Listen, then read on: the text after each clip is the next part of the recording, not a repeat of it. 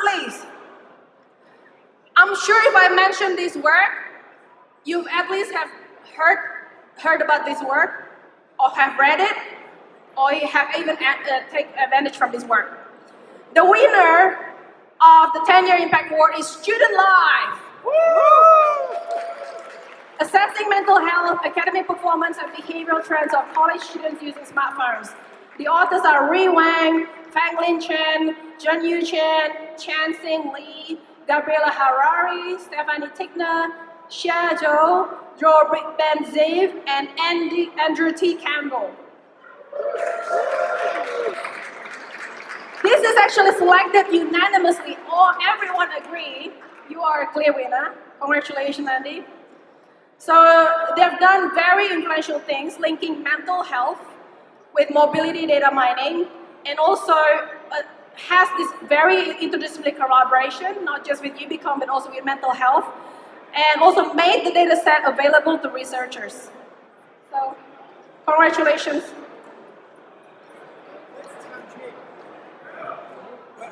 Where's Tanjing Li? There's another author here. Tanjing? Oh yeah, he's coming. So cute. Thank you. I'm going to say thank you. Woo!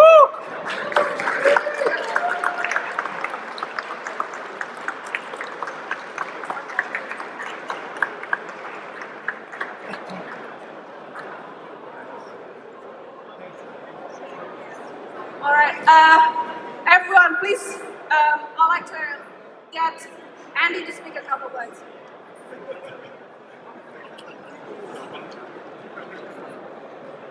Okay, I know the acoustics are terrible in this room, so I'll speak loudly. But so I hope you're all having a great UbiComp. It's really been terrific, and thank you to all the organisers for doing a great job.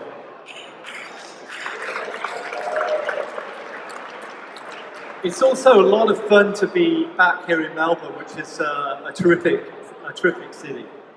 Thank you so much for this award on behalf of Tanjing and myself who are here, but on behalf of all the co-authors. The first author, Ri Wang, unfortunately couldn't be here today, but this is in many ways his award and his paper. Ray presented the paper in Seattle, I believe, 10 years ago, and it's amazing that 10 years just goes by like that. And I recall this very clearly because Ray was extremely nervous because it was his first conference talk. And he was giving this conference talk directly after the keynote in a plenary session, and he was just losing his mind. But he gave a great talk. Receiving the UbiComp 10-year Impact Award is so special on many different levels. First of all, I'd like to thank the awards committee, but more importantly, I'd like to thank you, or people who actually read the paper, maybe were influenced by the paper, maybe used the data set to do cool things that we could never imagine. And what makes this award so meaningful, really, is it comes from you, the UbiComp community. Now, Flora asked me if there was any backstory to the paper, and of course there's a backstory to every single paper, every project we work on, because it's full of like random and fortuitous events that help shape the work, right? And so I'll list a few things. The first fortuitous event was in 2011 when somebody knocked at my door at Dartmouth. I opened the door and it actually happened to be Ri Wang. And Ri Wang said to me, I applied to do my PhD at Dartmouth to work with you, but I was not admitted. He was really pissed off actually. And he told me in spite of this, he came anyway as a master's student and now he wanted to work with me. So we started to work together and he got admitted to the PhD program. So as a general rule, if you truly want to do something and all seems to fail, keep trying and you'll find a way. Ray was an absolutely brilliant researcher, is a brilliant researcher, and unusual for the time. He was an amazing writer, a really beautiful writer, which was really unusual for the graduate students I was working with. I spent, oh, by the way, graduate students in the audience, that was way before ChatGPT. Okay? So I spent a lot of time with Ray at his desk in the lab, and I noticed he had a growing pile of The Economist magazine, which was really weird for a CS student, and also a pile of The New Yorker, which he continuously read. And I think that was probably one reason why he was a good writer. Meeting Ray Wang was the first bit of good luck for the StudentLife project. The second bit of really good luck was when Gabriella Harari turned up at Dartmouth and spent the summer with us in a lab. Gabriella was a brilliant PhD student in psychology from UT Austin working with Sam Gosling, and she taught us everything we needed to know about psychology. We knew nothing. She taught us everything about how to write an IRB. We knew nothing. She designed the study methodology for StudentLife. So that was really fortuitous. We initially submitted a large NSF grant for an ambitious project, but it was rejected because mental health studies weren't really on the radar of the NSF at the time. With no funding, we were stuck.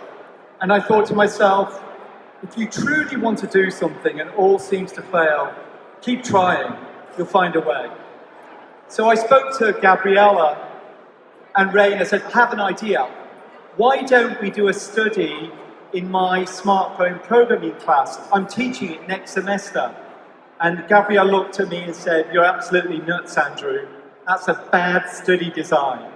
She said, not only is it a bad study design, it's just CS students. And I said, no, Gabriella, it's not CS students. It's CS students who want to program Android phones.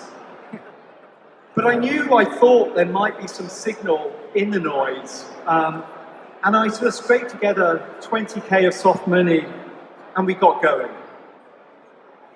We faced several stressful hurdles, but we managed to overcome those. But the work was really exciting. On a fun note, I was actually a part of the study, not the paper, a part of the study.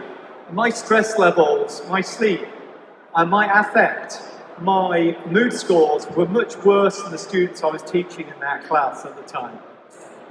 We got some good results, and Ray wrote up the first draft of the paper, and we submitted it to Mobisys that fall. Unfortunately, it got rejected from Mobisys. The actual reviewers seemed to like the paper a lot, and they actually spent 7 pages writing detailed reviews recommending very strongly that this paper be rejected. UbiComp turned out to prove to be a better venue, and we were thrilled when it was accepted and nominated for Best Paper Award. Only nominated, didn't win it. So if your paper was not nominated this round again, come back in 10 years, you never know. The really cool thing about the StudentLife study and why it was fortuitous or timely wasn't necessarily because of us researchers, it was because it was in the early days of the emerging mental health crisis of young adults, particularly on college campuses. And I don't know if you know this, but the college years are the more likely years when young adults, are more likely to have a depressive episode or a mental health episode. As a teacher, I wondered what was happening behind the faces of the stressed students I was teaching, beyond institutional statistics that told us not a lot. And I wondered whether we could help them.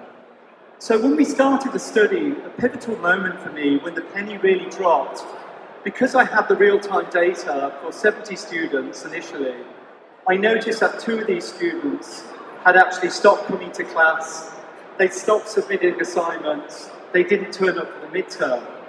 But I could see that we were providing almost the most self-reported data and sensing data, but they had high depression scores and were clearly struggling. So I followed the protocol and informed the student deans about them and contacted them, but they never replied. But I also broke the rules. Be prepared to break the rules sometimes, guys. I broke the rules because I didn't fail those students, which I should have. I gave them incompletes. And at Dartmouth at that time, students took 3 classes, and if you failed 3 classes, it was an automatic 1-term suspension off campus. Because I gave them incompletes, they completed my class during the summer and they came back in the fall. Since the paper publication, well, I suppose I was going to add that that meant to me that the power of human intervention was really a powerful concept, right? And I wondered whether we could try to automate that. Since the paper was published, there's been a large number of studies in this area. I was really pleased, like Subic presented our paper on tracking 200 students for 4 years yesterday and announced the release of the 4-year dataset. There's an interesting closing of the circle here, because Subic, who worked on that study, is now at Stanford working with Gabriella, who's a professor there, so that's really cool. And he's on the job market as well. There's still much to do in this really young field, such as replicating results and generalizing predictive findings. But I've got to say, I was at the mental health workshop on Sunday, and I came away with a huge amount of enthusiasm, because there's a new cadre of young academics and professors who have taken this field on, understand the complexities, and are doing really cool things. Okay, so thank you for listening to me. I'm going to finish up here on a very personal note. And I'll finish up by saying, surprisingly, there is an unaccredited author to the StudentLife paper. This person is not mentioned in the paper, but is in fact the inspiration behind the study. And that's my brother Ed. I'd just like to say a few things about Ed and his life. Ed and I shared a small bedroom growing up in Coventry, England. And as you can imagine, I knew my brother really well.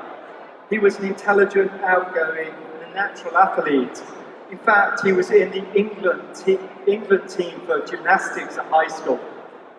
Ed was an annoying sibling. He liked to tell me, he was 1.5 years younger than me. He would like to tell me that he was smarter, he was stronger than me, and better good looking. And unfortunately, that was all true. When Ed started Durham University at the age of 18, he experienced his first depressive episode. He dropped out of college and vanished, and he turned up in Brighton, in the south of the country. He'd been arrested for shoplifting food, actually, and he was living rough on the street. I went down to get him out of the police station, and he told me I was really hungry, and that sort of stayed with me. At the age of 18, Ed was diagnosed with bipolar disorder, which completely blindsided him and shocked our family. At the time, I had no idea what bipolar disorder was. And because I lived with him and knew him well, there was no signs of mental illness. Ed had moments of pure joy, but his mental illness slowly unraveled his life. In 2009, myself and my family moved to Spain on sabbatical to be close to Ed and his family. He'd just become a father. It was during this time that he died by suicide. His death is something that I can discuss openly, but honestly, I will never overcome his death, and you just don't. However, his life, Ed's life, his lovely, messy, complicated life continues to inspire me in my work every single day. For this reason, I dedicate this award to my brother Ed, the missing author and inspiration behind StudentLife. Thank you very much.